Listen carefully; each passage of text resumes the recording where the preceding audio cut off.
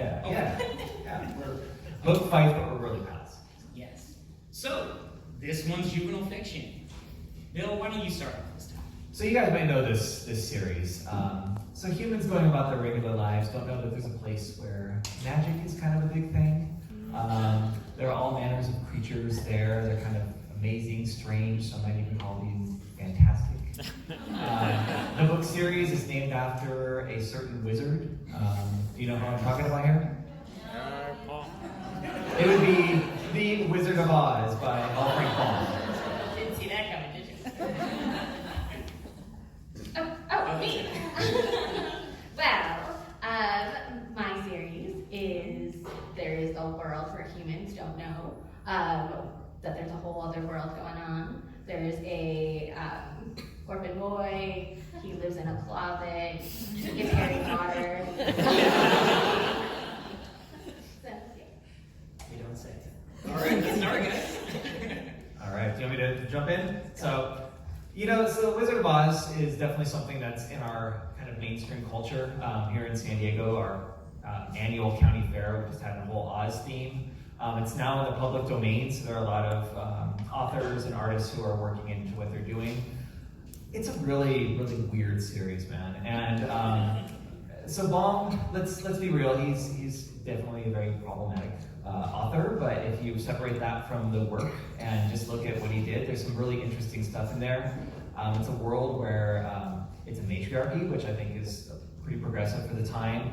Whether it's intentional or not, there's a character, Tip, the little servant boy, who has an awakening and realizes that he is Ozma of Oz, and then becomes, makes that transition to being the Princess of Oz, which is like, I think definitely something that was unexpected, especially for over 100 years ago.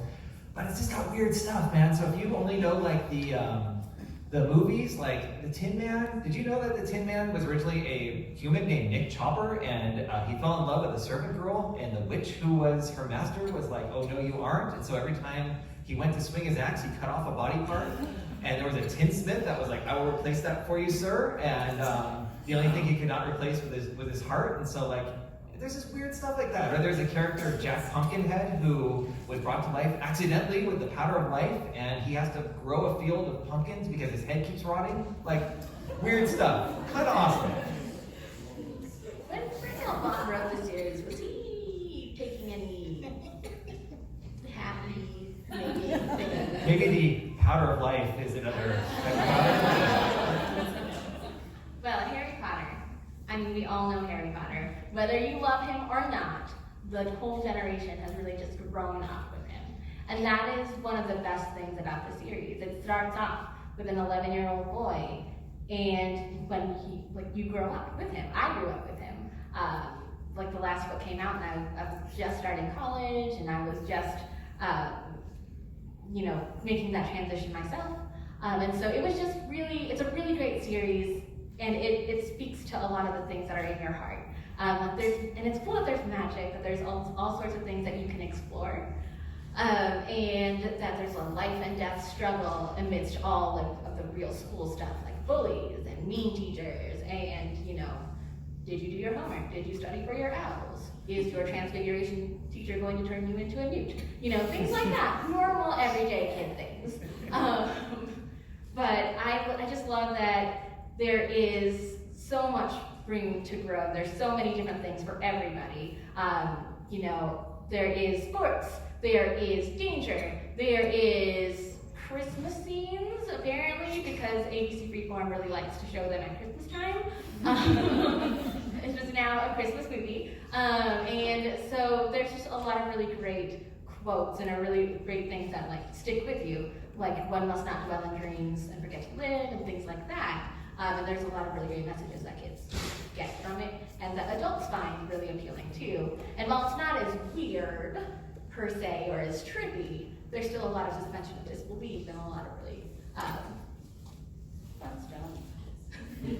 So I will point out that Santa Claus is actually a character in the Oz books, and L. Frank Baum wrote a really cool take on the Santa mythology called The Life and Adventures of Santa Claus, which was turned into a strange Rankin Bass animated, I don't know if anybody's seen it.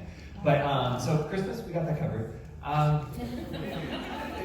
One of the most interesting things is he clearly did not want to keep writing these books. And at the end of every book, he would wrap it up and be like, okay, so Dorothy and Ozma now have this communication tool. She's back in Kansas, but she can go to Ozma where she wants. We're good. I'm going to move on and write some other stuff. And his publisher was like, no, you're not. So then he would have to go back. So it led to all these like strange breaks in continuity, and he like totally just didn't care, because it was like, I think he's like, fine, I'll write one more, and he'll just do it, be like, done, I'm done with the series, and then they're like, another one, sir, and he's like, oh, all right. But so like in the first book, so the aforementioned Tin Man, Nick Chopper, when he was the Tin Man at this point, he's like chopping down crows left and right in this one scene, and then like later, like 10 books in the series, he's a pacifist who won't even step on a bug, and it's like, oh, there's no explanation of how he got there, but that's just how it is. Character development. Yeah.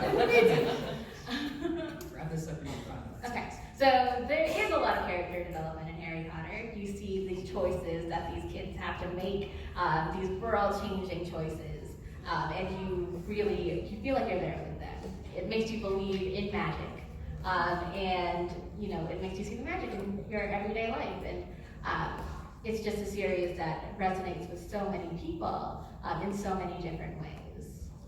Man, Harry Potter's hard to beat. But I will say this. Harry Potter is like your Disneyland or Universal Studios, if you will, where it's like a nice, like, you're safe, it's on the rails.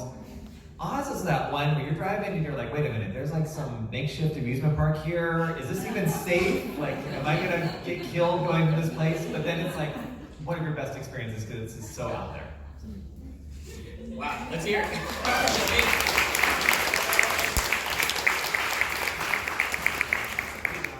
So, if you're voting for Vanessa, Harry Potter, you're going to show the printed side. If you're voting for Bill with Wizard of Oz, you're going to show the blank side. All right, let's see you guys. Oh, man.